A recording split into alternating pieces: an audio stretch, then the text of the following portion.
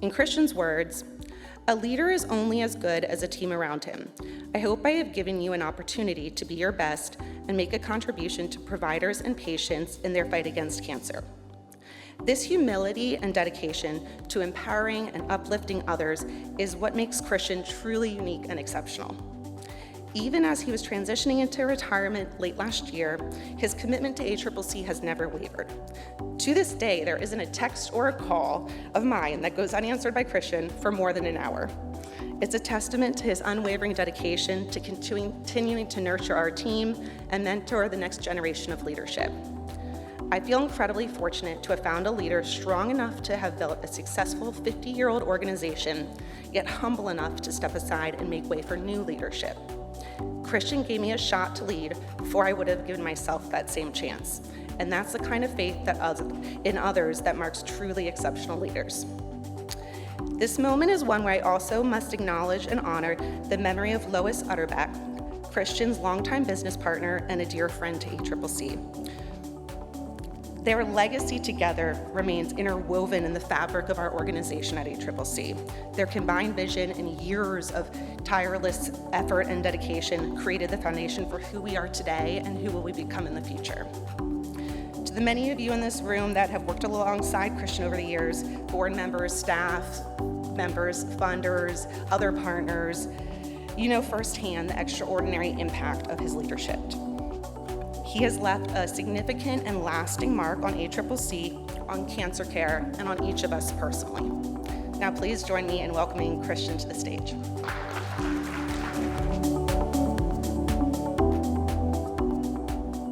I have watched Mandi, learned from Mandi, seen Mandi's work over many, many years. I would almost say about 20-something years now, Mandi.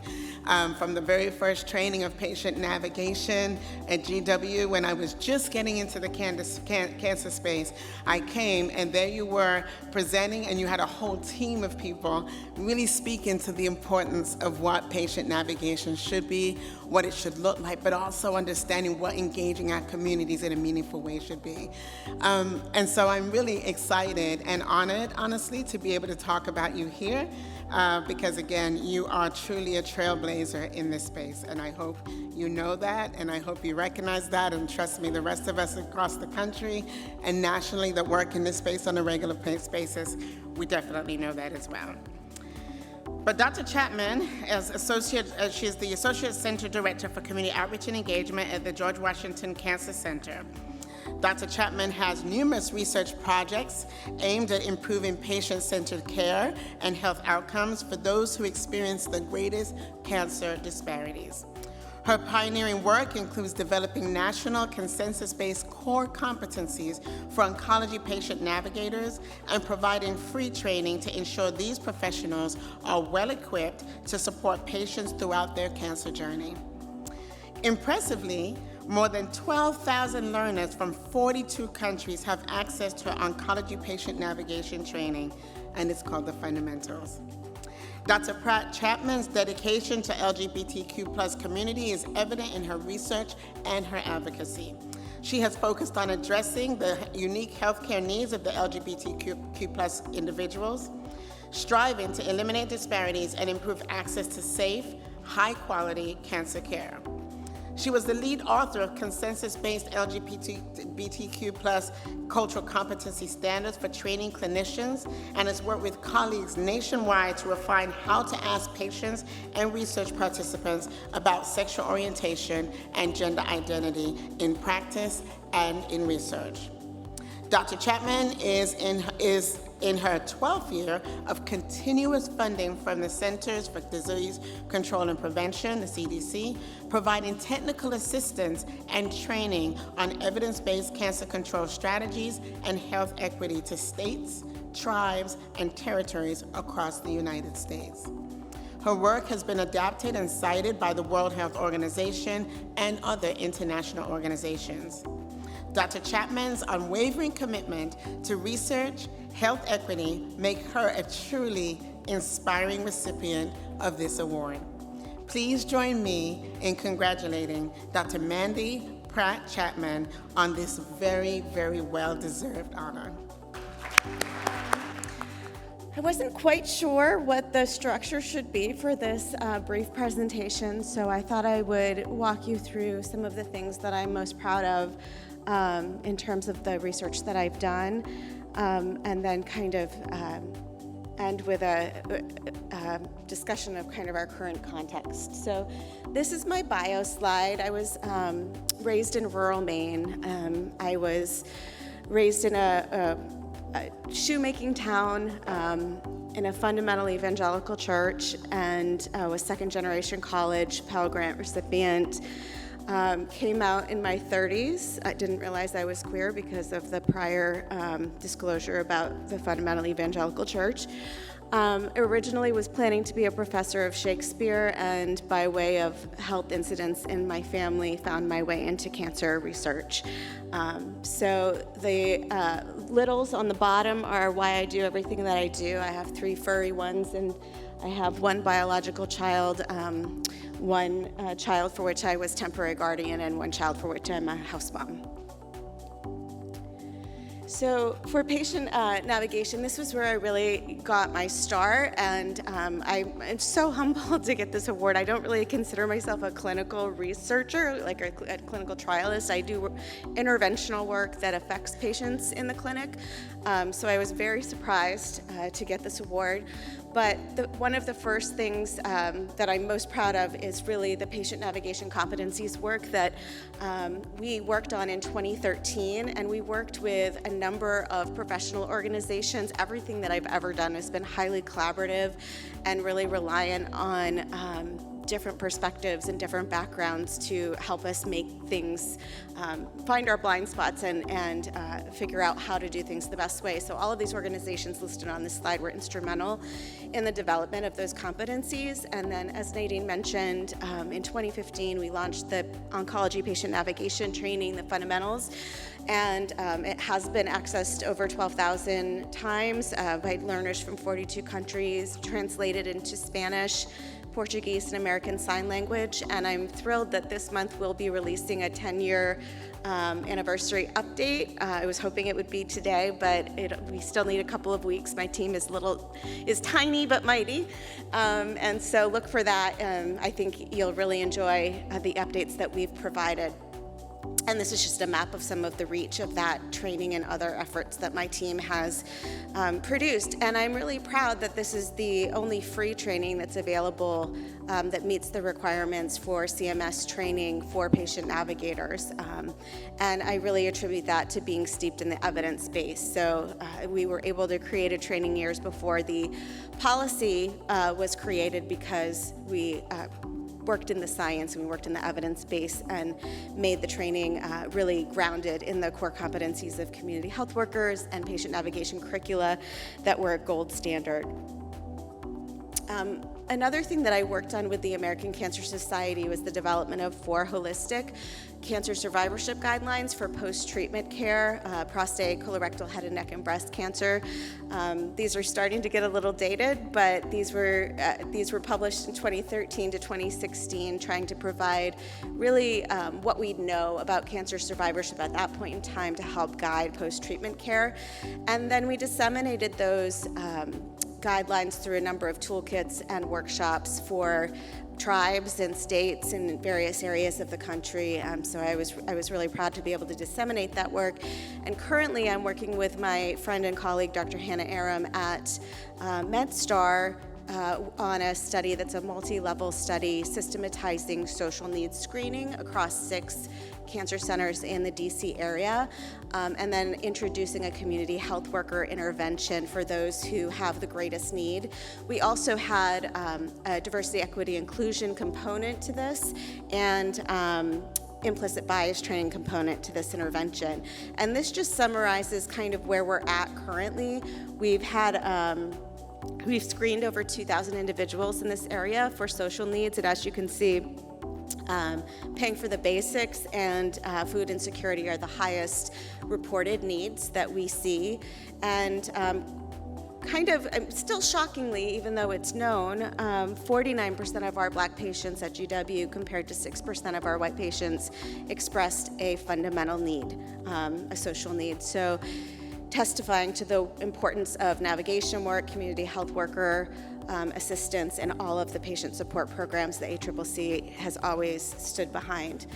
We also developed, as I mentioned, a diversity, equity, justice, inclusion task force and worked with the DC Health Equity Framework endorsed by the DC Hospital Association to try to advance culturally and linguistically appropriate service standards. This is my team for that project. And then working with the LGBT community has been really a point of pride and joy for me. I started with a community advisory board in 2016, and we did outreach. We helped to inform the passage of the DC Health Data LGBTQ Health Data Collection Amendment in 2018. We did a mixed method study that was grounded from the Community Advisory Board on transgender experiences with healthcare and cancer screening in particular. And then a number of other collaborative papers and studies I've done in this space. And then we've always focused on application. So how do we make what we learn available and usable for practices and for patients? And so we developed this Together Equitable, Accessible, Meaningful Training. It's a 5-hour training focused on LGBT, African American, and Latino health equity challenges and ways to meet those challenges, and a couple of resources, including a patient disclosure card to allow patients space to indicate who they are, what they care about, what may get in the way of their care, and how they can best be referred to and what to best take into account in terms of values and preferences of care. And then in my COE role, this is actually already dated. So this is a program I'm really happy about. We just closed the grant for this program, but what we did was reach out to community members and train them as community health workers. And we had over 70 applicants, and I also need glasses, so I can't even read my own font there, but I think 35 or so folks that made it through the training, and about 10 people on the ground now that are continuing to do outreach. And we paid a stipend for those individuals to complete the training, to complete a 44-hour practicum, and to hourly in terms of the outreach that they do for us in the community. And as a result of this program, we actually have had 122 people who are mostly uninsured receive mammograms. So it says 77, but we actually, with our community partners, last week we made it up to 122, and the vast majority, I want to say 90% of those individuals, were undocumented and didn't have any insurance. So we're really pleased that we were able to do that. And then I'm also really excited we're opening a prevention and wellness center in Ward 8. It's a beautiful building. We will be looking for community partners to provide education, programming, patient support services, and we're very excited that we're going to be in Ward 8 closer to a lot of the people that often have to travel the furthest for cancer treatment. So we'll be right in that neighborhood. So we're excited about that. And then Nadine also mentioned my cancer control technical assistance work. So I've been leading this work for 12 years. I have a small team of 5 people that helps to do all of this, but the patient navigation training was one deliverable from this cooperative agreement. We serve every state in the country, and this year last fall, we launched an updated website to make it easier for states to communicate with each other and find each other's information. We also do awareness campaigns to make it easy for state departments of health to promote awareness and encourage screening and early detection. We catalog resources to help cancer control coalitions access evidence-based resources. This is my team for that work. And I just kind of wanted to end on the fact that we're creating history right now. And as I went through all of the work that I'm most proud of, all of that is now under question. So I have been given notices from the CDC to stop doing DEI work. I've been told to take LGBT content out of my communication messaging. I have had a grant terminated at NIH that focused on sexual orientation and gender identity data collection that was terminated on January 31st. I have a grant that is currently well scored, that has been through peer review, that is sitting in a black hole while the Federal Register is closed and there are no council meetings, and unlikely to make it out of the process because it has LGBT in the title of the grant. And so it's going to take really all of us. This was the grant that was terminated and the grant that is currently under review. Also the guidance that came out on February 9th regarding the limits to indirect costs are really going to destroy academic medical settings if that is enforced. And I think that it won't be 15%, but it is still going to do quite a bit of damage, whatever rate we do end up with, in terms of the infrastructure and the equipment and the space that we need to do the work that has made progress possible. And these are the two executive orders that have most affected my work. I've gotten orders on one day to stop doing what I do every day, and then I've gotten orders the next day that it was allowed, and the next day to have information taken out, not to use certain words, censored for certain words. And again, I mentioned that the Federal Register is still closed to council meetings, which really administratively blocks all forms of research, from basic science through public health, all of the things that lead up to cancer care delivery in the clinic. So what can we do? It's going to take all of us, and I think it's really important to know that an executive order doesn't change the law. We have anti-discrimination laws and on the books, and an executive order doesn't change that. So protecting people, protecting our patients, our research participants. I've had, since January 20th, I've had more patients come in scared that our community health workers were actually ICE, or afraid of disclosing sexual orientation and gender identity where previously that was not a problem. And so I just encourage you to pick an issue that you care about and really follow it and contribute to it and protect the people around you. And you're not going to be able to read this, but this is a map of kind of ways in which folks are resisting the rollback of our protections, and ways that we can contribute. Silence isn't neutral, so it doesn't mean that you have to be loud. It doesn't mean that you have to put yourself at risk, but standing up for people around you and protecting them is really important. As I mentioned, executive orders don't replace the law. Don't pre-comply. So I'm really very fortunate to have a boss and a president of my university that is supportive in us following the law. And so, following what is on the books and not what is sent out in a letter before it's actually determined to be law. Intervening to stop bad policies, and most critically protecting patients and research participants that are very, very scared right now. We have a march on Friday to protect science, and I encourage those of you who can to support this effort. Our science, if it's censored, will not provide good evidence for patients. This is how you can stay in touch with me. Again, I'm extremely honored to have this award. I'm extremely concerned that all of the work that made me eligible to receive the award is at risk right now. So thank you for all that you do every day. It's going to take all of us, and I appreciate this great honor. Thank you.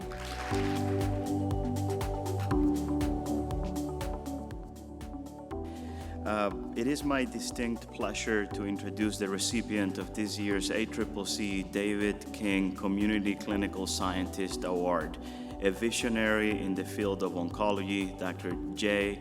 Thaddeus Beck. Dr. Beck's dedication to advancing oncology research is truly commendable. He has been a pioneer in bringing cutting-edge clinical research, including phase 1 clinical trials, into the community setting.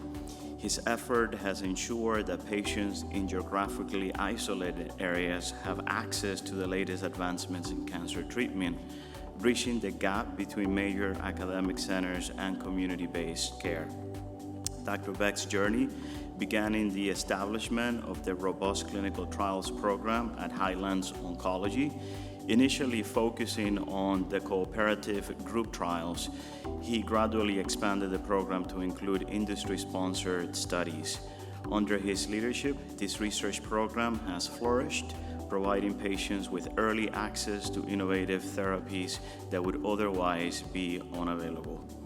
His commitment to community-based clinical research has not only elevated the quality of care of his patients, but also have made significant contributions to the broader oncology community. By integrating phase 1 clinical trials into the community setting, Dr. Beck has enabled more diverse patient populations to participate in groundbreaking research, thereby enhancing the generalizability of clinical trials results. Dr. Beck's unwavering dedication to improving care through community-based clinical research makes him truly a deserving recipient for this award. Please join me in congratulating Dr. Thaddeus Beck on this well-deserved honor. I know I visited with ACCC 2 or 3 years ago on this very discussion, what could be done to project research into community oncology. We had a lot of discussion that's sort of fizzled, but I'm going to tell you what I've learned over the years and how we got where I am. Now, which button is forward? There we go. So I came out of fellowship, residency, and undergrad at University of Arkansas. I was lucky enough to go to fellowship at Duke University, and when I graduated, they gave me this little piece of paper which said I owed 2 years of service because I was paid on a NIH blood bank grant. So I said, I want to do I want to do research or academic medicine. So I ended up at the University in Little Rock, and I realized I'm not cut out for bench research, if you will. I'm not a PhD. I trained to be a doctor. I enjoyed my time there. And then the head of hematology oncology and the head of medicine had a fight over money, like whose money is whose. And so they froze the budgets in our division. And I happened to have just been at ASCO in San Diego and met a fellow who was ahead of me a few years, and they had a 2-man practice in Fayetteville, Arkansas. And he had invited my wife and I to go up and visit. We were never going to go back to Fayetteville. That's where we went to undergrad. It was sort of a cow town with no airport and no industry. But we eventually decided to make the move after our house was robbed while we were gone. And we joked that my senior partner, Dr. Bradford, paid to have our house robbed so that we would want to get out of town and go to Fayetteville, and that's what we did. So my first clinical trial was part of a multi-specialty group like we had in those days, a diagnostic clinic that had all kinds of different people and specialties.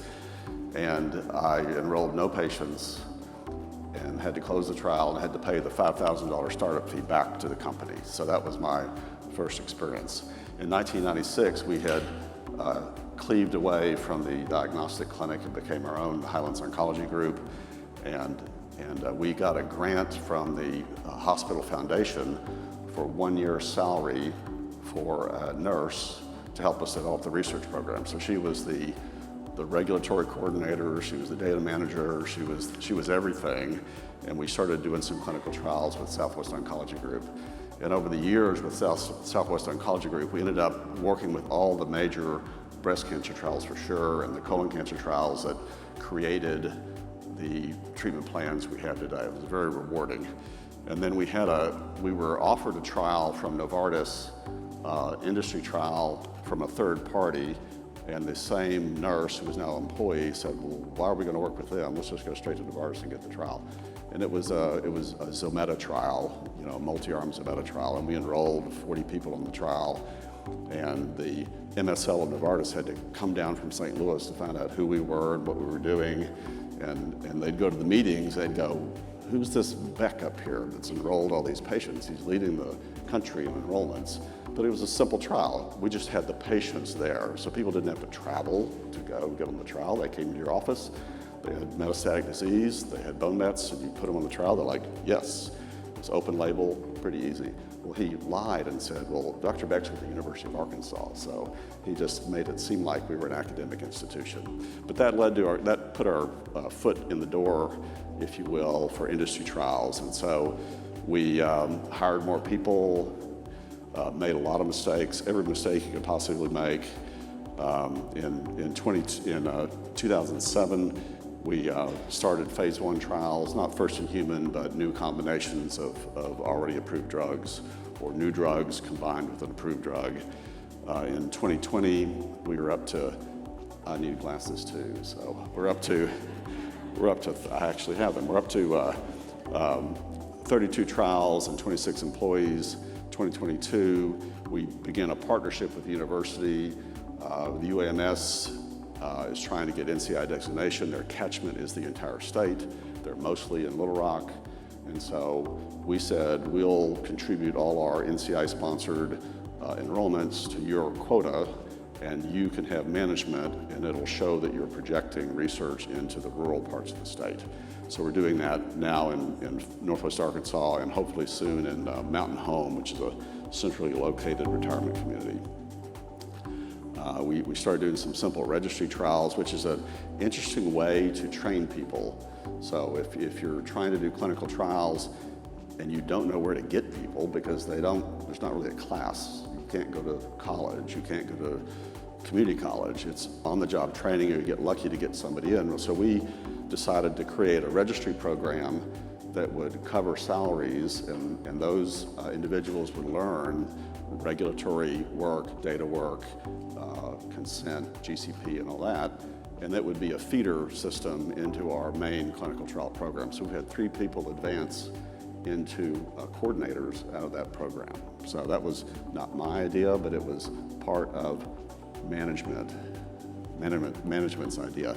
And so that the biggest lesson I learned as a physician is that, number 1, I'm not trained to be a public speaker, and number 2 is that I'm not trained to manage people. So I can take a nurse who's got 20 years of management experience and teach her about clinical trials and manage the personalities and the people in the division. The department nearly fractured because of poor management. And then I asked, why do we not have any money? Well, doctors can't manage money either, so you had to hire business people to go chase the money. And we found that we had millions of dollars that hadn't been paid to us because pharma's not going to pay you unless you ask for it. And they create ways to hide what they haven't paid you. So you don't get line item billing, they just send you a check and you go, thank you, glad to have it. In 2024, we started doing bispecifics this past year and radioligand therapy trials. And we're 2025, we have 50 trials open, 50 employees. We're getting ready to expand into a new several thousand square foot dedicated research space. And so those are what we figured out, is that to control things, you have to actually be able to, and you have the managers, you need to manage it yourself. So instead of trying to pick off infusion nurses and train them, it's better to let them remain cross-trained between regular infusion, clinical infusion, and research infusion. You just need to hire dedicated infusion nurses, dedicated medical assistants, dedicated lab techs that all they do is draw your labs and process your labs and make sure it's done right. And so that's not my decision, but it's the excellent management I hired. There are barriers to growth, and there'll be a slide right here. I'll go forward and back. We'll go back here. So there are barriers to trial in the past few years because of increasing complexity of clinical trials. They're often marker-driven, biomarker-driven. You have to have tissue. You have to have biopsies pre and post. There are increased regulatory requirements that come from the CRAs and the monitors. The federal regulatory requirements are ever increasing, and it's really changed. So your investigational drugs are considered hazardous, so you have to have them in a airflow controlled, temperature controlled, HEPA filtration controlled room. And if you don't look ahead and save money and build that, then you're out of compliance. And it requires deep technology involvement. So we saw technology talks earlier with AI. So we've partnered with a variety of AI type companies that want to be able to try to help us screen. They've put all our biomarker databases together in one, so whether it's Tempus or Caris or Foundation One, we can run a report on all BRAF mutations of not just V600E, but any BRAF mutation, hybridization, dimerization, and they'll give us a report of 80 people who have those markers. So if someone comes to me with a trial that has a variety of BRAFs, I can just run the report and I'll know who they are. And you have to have specialization within the department. So you have to have specialized regulatory, specialized data, finance. We have our own pharmacist now that manages drug accountability and nursing and coordinators, which I already said. And the key is you have to have an invested physician leader.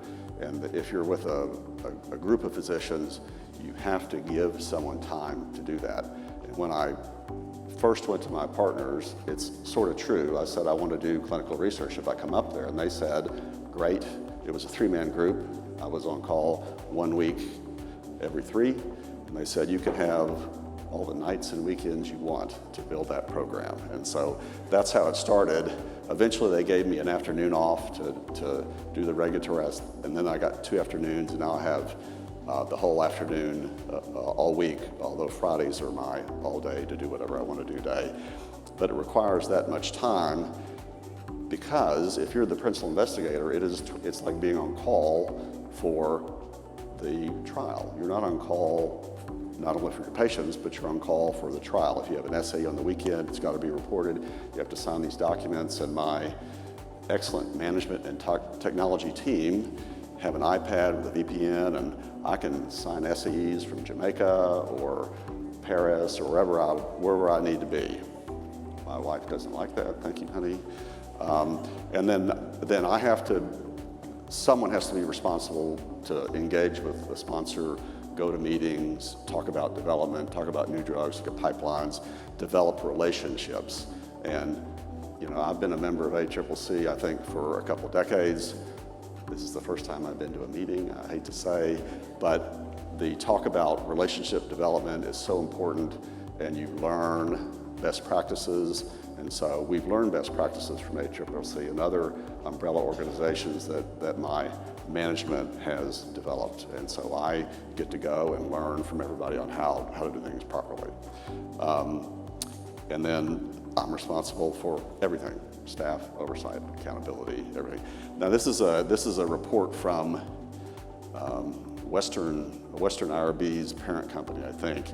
And the blue line is, the blue bar is number of investigators, or is it clinical trials? Let me see. Unique investigators. At 2020, they start dropping off, and look how small the blue bar is now. These are investigators that have lost. They're no longer registered with the NCI.